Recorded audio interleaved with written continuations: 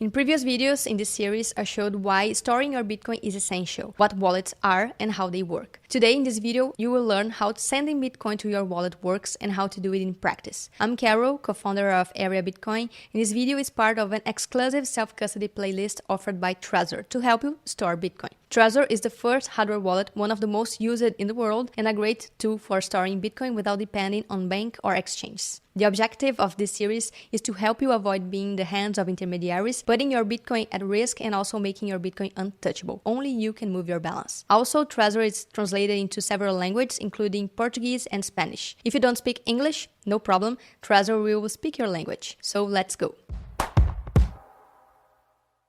Bitcoin is the only money or asset that you don't need to depend on anyone to store. As I have shown in previous videos in this series, depending on banks or exchanges to store your Bitcoin means you are susceptible to them if they break, are hacked, or simply decide to no longer release customers' balances. This is why Bitcoin is a game changer. It allows anyone to take care of their own money and move them whenever and however they want without anyone being able to stop you from doing so. No company or government can prevent you from moving your own Bitcoin or being able to take it from you if you store it sovereignly. And sovereignty is the word here. You are your own bank. But to do so, you need to know how to use the tools, wallets, and how to withdraw your Bitcoin from the hands of these intermediaries. In the previous videos in this playlist, I already showed how wallets work and how to configure a Trezor to store Bitcoin. Now, I'm going to show you how you can withdraw Bitcoin to your own custody step by step and how the whole process works. Now, there is no excuse not to take your Bitcoin from an exchange or bank. And now that you've learned how wallets work and how important it is to store your seeds well, so you always have access to your balance, the next step is to fill that wallet with Bitcoin and start accumulating for the future. To do this, you will send Bitcoin from the exchange address to your wallet address. But what are these addresses? When you configure your Bitcoin wallet, it generates a list of words called seed phrase. These words represent a code that allows you to receive, store, and send Bitcoin. This happens through encrypted codes called public and private keys. The private key is a sequence of letters and numbers that allows you to sign transactions and control your wallet balance. With it, you can move Bitcoin from one address to another or import a specific balance. When you send Bitcoin from one wallet to another,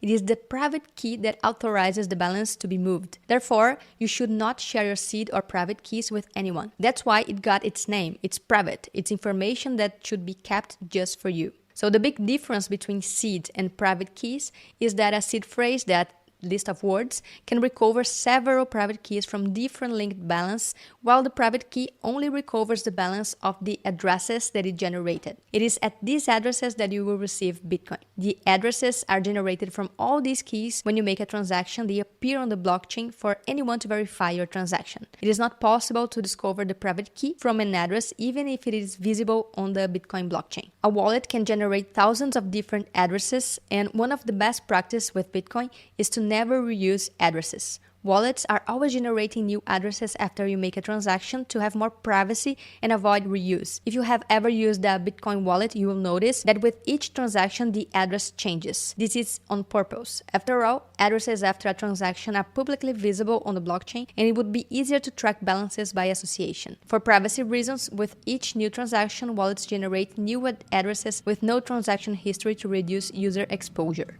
In short, the private keys unlocks the wallet owner's right to spend, move, and transact the coins associated with that wallet. As the name says, it is private and you shouldn't show it to other people. The address is to where you will send Bitcoin when you make a transaction. No one can guess your private key from your address. I like to think of the address as your home address. You even share it with other people. It's something relatively public, but you also don't go around with a megaphone telling everyone where you live. Sometimes you need to show your address to receive deliveries, but that doesn't mean that people will be able to access your home. For that, you need to have a key to the door. In the case of the wallets, the private keys. So the address is like your home address, and the private key are what give you access to what's inside your wallet or your home. In the wallet's case, your Bitcoin balance. Following the line of metaphors, the seed is like a master keychain that is stored offline on devices like this one in my hand, a Trezor. So it is this kind of keychain, a digital keychain that holds all your private keys for all the coins you have in your wallet. With the seed, the 12, 18, or 24 words, it is possible to access the private keys of several balances within your hardware wallet. Remembering that your Bitcoin are not stored inside these wallets. They are are always on the blockchain. Bitcoin are always at an address in the blockchain network and not inside the device itself. There's not Bitcoin inside here, just the private keys. So when you make a transfer, you tell the network that you want to move X amount of Bitcoin from one address to another address. Wallets perform the function of authorizing these transactions that take Bitcoin from one address to another. This is also why Bitcoin balance continues to fluctuate in price according to market variations, even when stored in a wallet that is offline like this. What is offline are the wallet keys, the private keys, and not the Bitcoin. Okay, but then how that transaction work?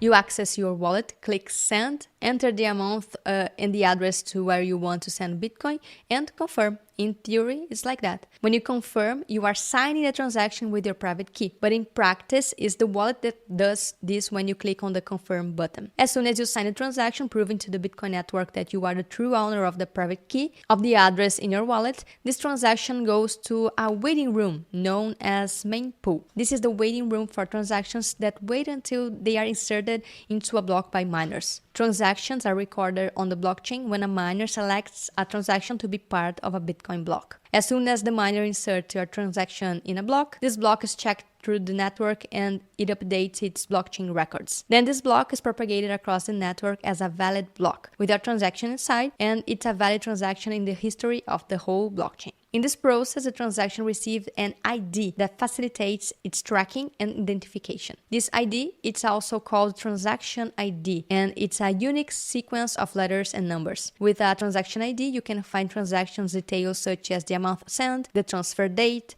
the sending and receiving addresses. And moving forward, when a transaction is inserted into a block, it is said that have had a confirmation. As more blocks are mined, more confirmations happen. Generally, a transaction is considered irreversible after 6 confirmations when 6 blocks have passed. And this is how transactions are processed when you send Bitcoin. Well, now that you understood the theory, let's get into practice. I'm going to show you how you can withdraw Bitcoin from Coinbase to your own wallet, and I'm going to use Trezor, this one here, to receive. You can use whatever exchange or Bitcoin on-ramp or wallet you prefer. If you use another app, bank, or exchange, the mechanism is going to be basically the same. It follows the same logic. The important thing is not to leave Bitcoin with exchanges or third parties. So let's go.